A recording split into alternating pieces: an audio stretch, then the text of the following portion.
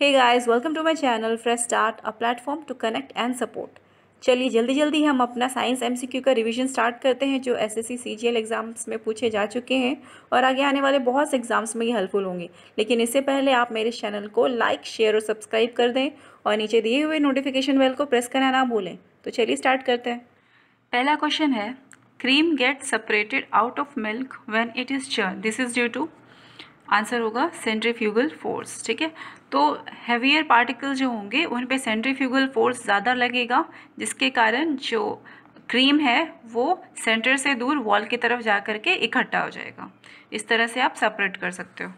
Next question है, Newton's first law of motion gives the concept of, क्या देता है, इनर्शिया का। ठीक है, तो न्यूटन का फर्स्ट लॉ क्या स्टेट करता है, it states that any body or object at rest remains at rest and in a uniform motion will remain in uniform motion with the same speed and in the same direction unless acted upon by an unbalanced force। ठीक है, तो अगर कोई भी body original state of rest में या uniform motion में है तो वो उसी मोशन में रहेगी जब तक कि कोई बाहर का फोर्स, अनबैलेंस फोर्स उसको अफेक्ट नहीं करता है। इसे ही इनर्शिया कहते हैं, ये न्यूटन्स का फर्स्ट लॉ ऑफ मोशन है। चलिए आगे देखते हैं। A pond of water appears less deep due to, क्या होगा आंसर, रिफ्रैक्शन। तो देखो, जब एयर से वाटर में लाइट एंटर कर रही होती है, means rarer to denser medium में जब वो लाइट एंटर करती है तो वो नॉर्मल से, अगर मान लो ये एयर है और ये वाटर है, ठीक है, तो अगर एयर से वाटर की तरफ लाइट एंटर कर रही है तो अगर आप नॉर्मल ड्रॉ करोगे तो ये लाइट इधर ना जा करके टूवर्ड्स नॉर्मल जाती है। ठीक है, तो नॉर्मल की तरफ जाने के कारण हमें थोड़ा सा लेस डीप दिखाई देता है वाटर। नेक्स्ट है, the oldest type of energy known to man is, कौन सा होगा आंसर, जियोथर्मल एनर्जी। ठीक है, तो थाउजेंड्स ऑफ ईयर से जियोथर्मल एनर्जी को यूज़ करते हुए आ रहे हैं बहुत से कंट्रीज़ में लोग।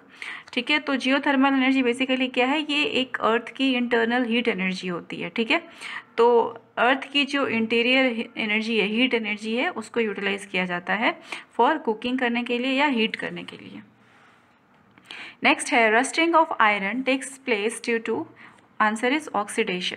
तो देखो, अगर आयरन को एयर के ऑक्सीजन के कांटेक्ट में, जब भी आयरन एयर के ऑक्सीजन के कांटेक्ट में आएगा या वाटर वेपर, और वाटर या वाटर वेपर के कांटेक्ट में आता है तो ऑक्सीडेशन होता है और आयरन ऑक्साइड फॉर्म होता है। ठीक है, तो आयरन, ऑक्सीजन और वाटर या वाटर वेपर मिल करके आयरन ऑक्साइड बनाते हैं।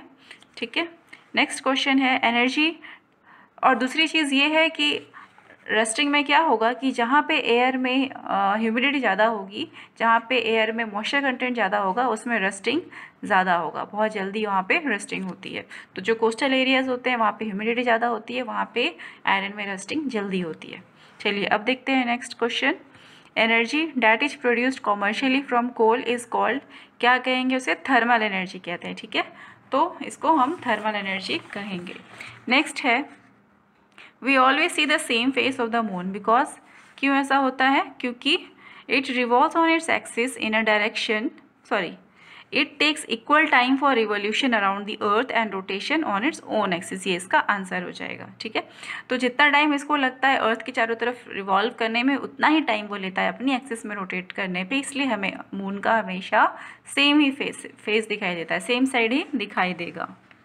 अगला है, ए parachute descends slowly whereas a stone dropped from the same height falls rapidly because, क्योंकि parachute has a larger surface area and air resistance is more. ठीक है, तो पैराशूट क्या है, ओपन जब होगा तो उसका सरफेस एरिया ज़्यादा हो जाएगा, तो उस पर ज़्यादा एयर रेसिस्टेंस दे रही होती हैं, इसलिए वो स्लोली डिसेंड करेगा। नेक्स्ट है, which of the following is a fish, इनमें से कौन सा फिश है, तो क्या होगा answer, dog fish. Dog fish क्या है, एक मोस्ट कॉमन शार्क है। अगला है, which of the following instruments is use to measure humidity, and the answer is sling psychrometer. ठीक है, तो स्लिंग साइक्रोमीटर को ह्यूमिडिटी मेजर करने के लिए यूज किया जाता है। अगला है, the colour of human skin is produced by, answer is melanin. तो हमारी स्किन में मेलानोसाइट्स होते हैं जो कि एक तरह के सेल्स होते हैं, वो मेलानिन पिगमेंट को सिक्रेट करते हैं, बनाते हैं।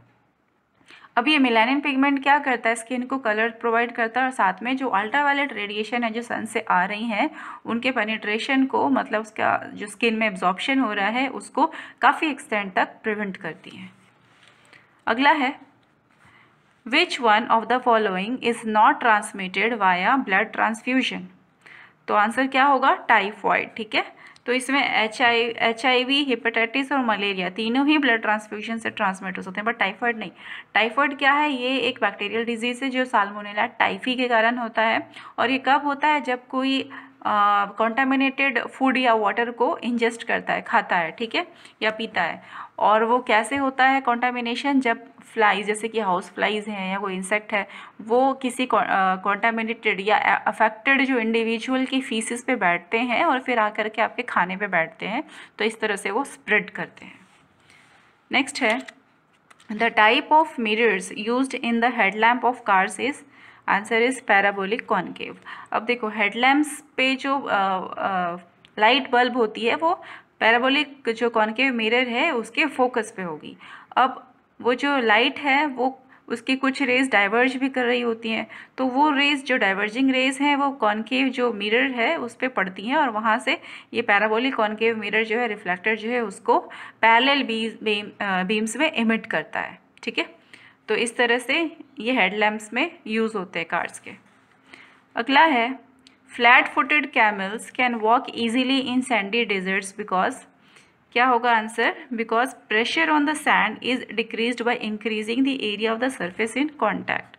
अब देखो जो कैमल के फुट होते हैं ना वो ब्रॉड, फ्लैट और लेदर पैडेड होते हैं। ठीक है, उसके साथ उनके जो फुट होते हैं हर एक फुट में उनके बस 2 ही टोज होते हैं।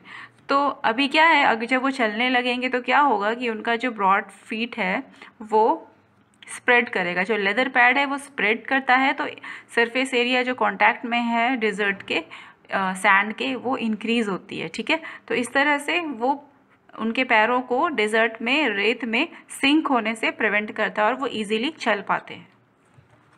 चलिए अगला देखते हैं।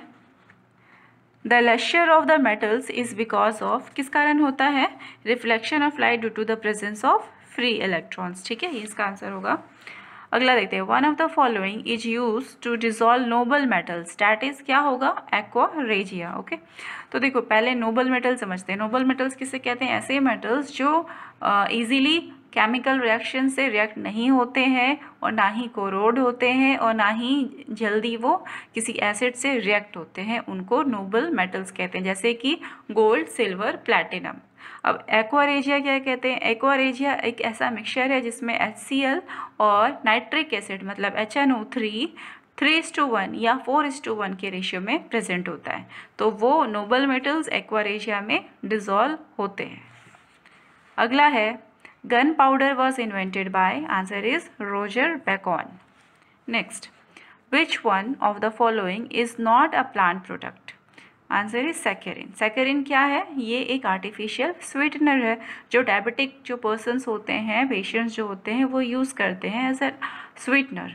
ओके, नेक्स्ट है an emulsion is a colloid of a liquid in a liquid. ठीक है, तो इमल्शन किसे कहते हैं, इमल्शन एक कोलॉइड है 2 लिक्विड्स का, जिसमें से एक लिक्विड जो होता है वो ऑयल होगा और दूसरा वाटर होगा। एग्जाम्पल है मिल्क, मिल्क में 2 लिक्विड्स होंगे जैसे फैट और वाटर, तो फैट जो होगा वो कोलॉइड होगा किसमें, वाटर में। नेक्स्ट है percentage of carbon in steel ranges from, answer हो जाएगा इसमें से 0.1 to 1.5, तो इसका जो रेंज है वो 0.1 से 2 तक होता है। ठीक है, 2% तक कार्बन होता है स्टील में। चलिए आगे देखते हैं और हमारा अगला क्वेश्चन है, in which of the following groups animals bear no teeth, तो आंसर हो जाएगा पिकॉक, ऑस्ट्रिच एंड टोर्टोइज। ठीक है, तो पिकॉक में, ऑस्ट्रिच में, टोर्टोइज में टीथ नहीं होता है। अगला देखिए, jaundice is a symptom of disease of, answer is liver. ठीक है, तो अब जॉन्डिस क्या होता है, जॉन्डिस एक सिम्टम है जिसमें कि आपके जो स्किन है, जो स्किन एंड म्यूकोजा है वो येलोइश कलर के दिखने लगते हैं। तो ये कब होता है, जब हाइपर बिलीरुबिनेमिया की कंडीशन होती है। कब, हाइपर बिलीरुबिनेमिया नेमिया की कंडीशन में। तो ये क्या है, इसमें बिलिरुबिन का जो लेवल है ब्लड में, ब्लड प्लाज्मा में, वो बढ़ जाता है। जो नॉर्मल है लेवल कितना होना चाहिए, 1 मिलीग्राम पर डेसीलीटर, पर अगर वो 1.8 मिलीग्राम पर डेसीलीटर से भी ज़्यादा हो जाता है तो जॉन्डिस होता है, ठीक है। और जब हाइपर बिलिरुबिनेमिया होगा, मतलब ब्लड में बिलिरुबिन का लेवल बढ़ जाएगा, तो ये एक्स्ट्रा सेलुलर फ्लूइड जो हमारे बॉडी के उसमें भी आने लगता है। इस कारण से येलो कलर दिखाई देता है स्किन का और म्यूकोसा का। नेक्स्ट देखते हैं, the vaccination against small pox involves the introduction of, answer is weekend germs, ठीक है। तो वैक्सीनेशन क्या है, वैक्सीनेशन में वीकेंड या किल्ड एंटीजेंस को ह्यूमन बॉडी में या ब्लड में इंजेक्ट करवाया जाता है।